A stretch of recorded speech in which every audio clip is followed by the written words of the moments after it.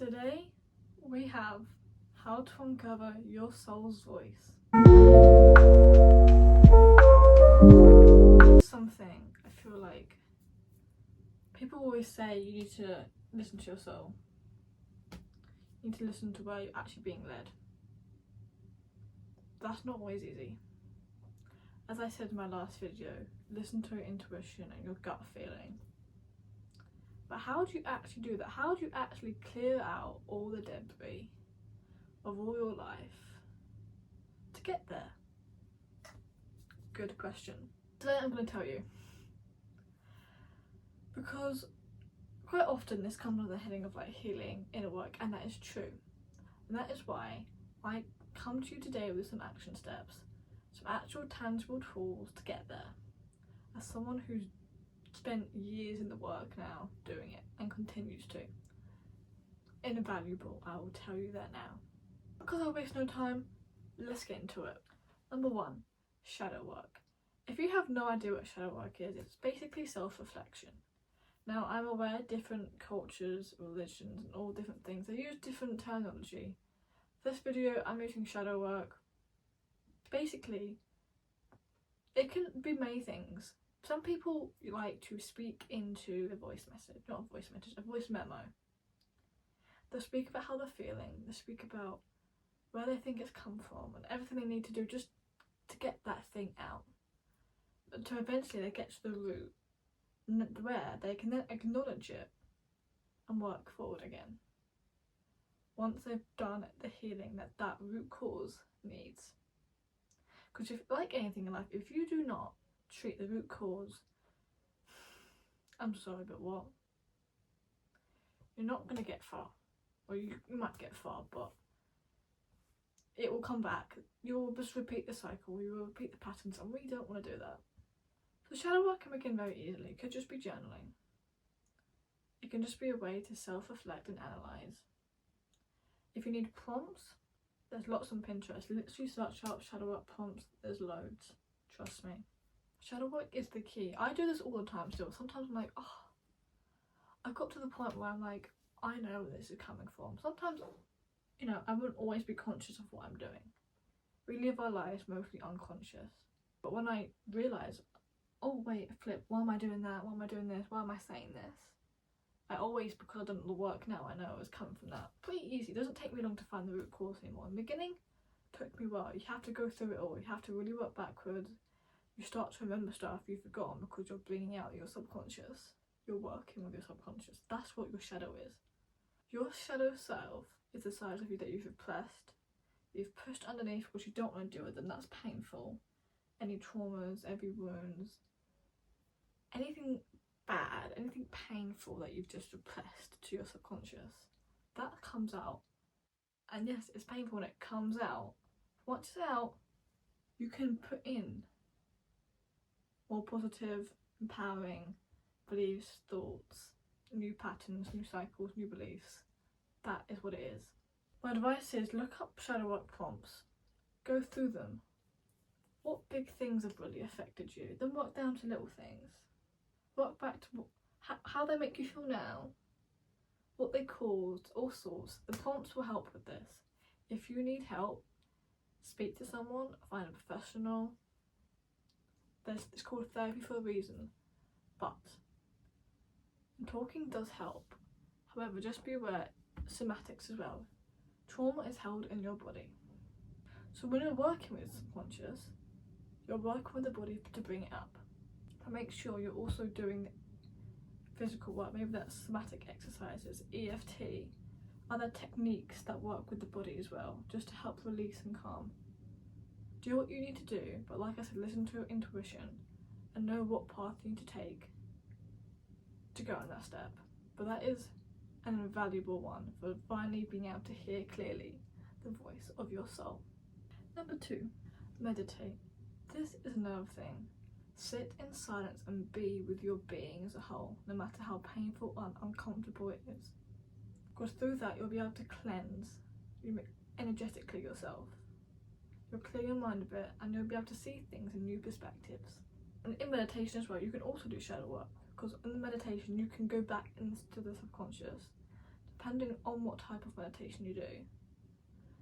And that's very easy to just bring up stuff, go back in, where is it? What's it trying to tell me? What lessons are trying to teach me? What cycle do I need to break? What pattern do I need to change? And then you can come back up, renewed, feeling better, more confident. And also, meditation is a great emotional regulation practice, as well as nervous system regulation, because your nervous system regulation will be a key impact in this. If you are constantly in fight or flight, you will struggle with this a lot. You may, I'm not saying you will, you may, because your ego, along with everything else, is thinking, oh, that's a threat to my survival because this hurts. No, that's why you need a safe space when you do it. Safe space. Create the space you need to be able to do this. Once you begin to meditate and get to know yourself a bit better, how you feel, why you feel this way, your past, your future, your wants, your desires, everything. When you're in meditation, begin to know your body, sit with it, connect to different parts of it, speak to it. No excuse. Begin to pick up, oh, this means that, or this is calling me to that, this is what it's meant before, so maybe it means that again. Pick up on your body's cues and listen to it. It's like when we need the toilet. If we're in the toilet, we go.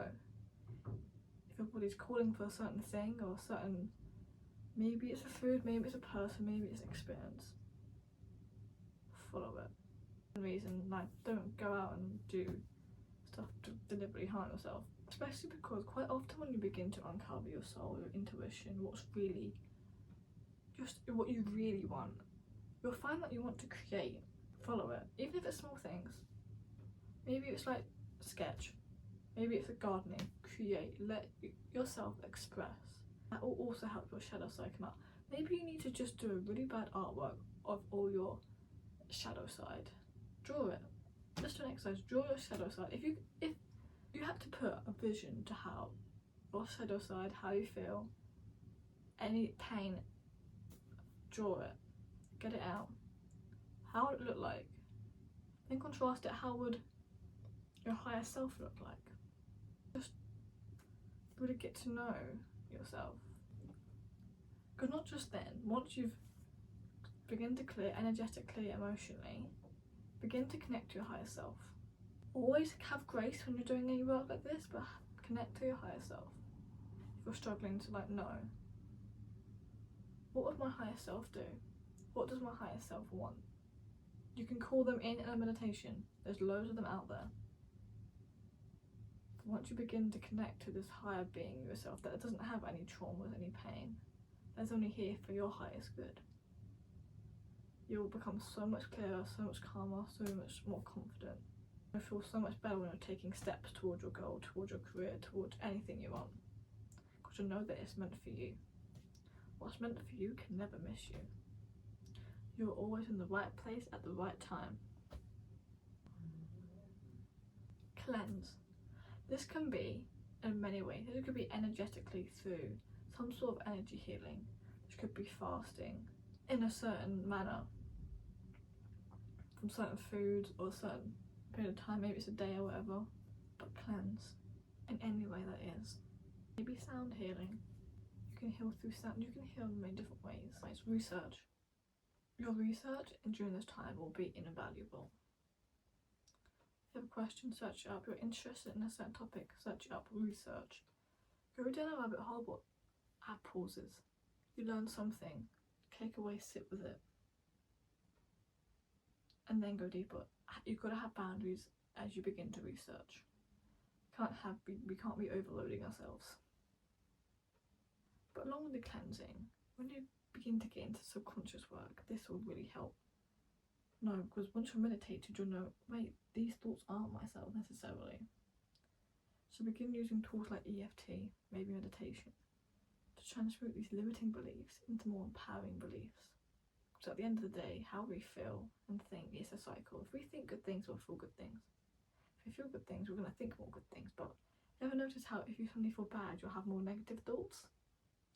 You can break that cycle. You just got to give patience, acceptance and grace to yourself.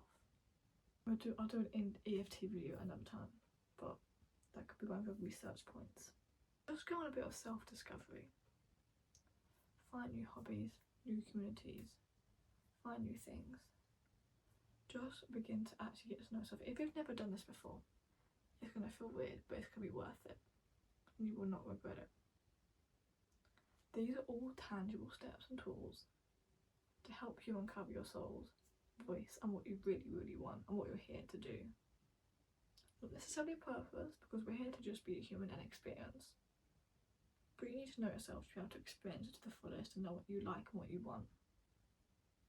Hopefully this has helped. I can happily go into any more of these points even more. These are very quick, brief rundown. But if you want any questions, you know what to do. I'll see you next time.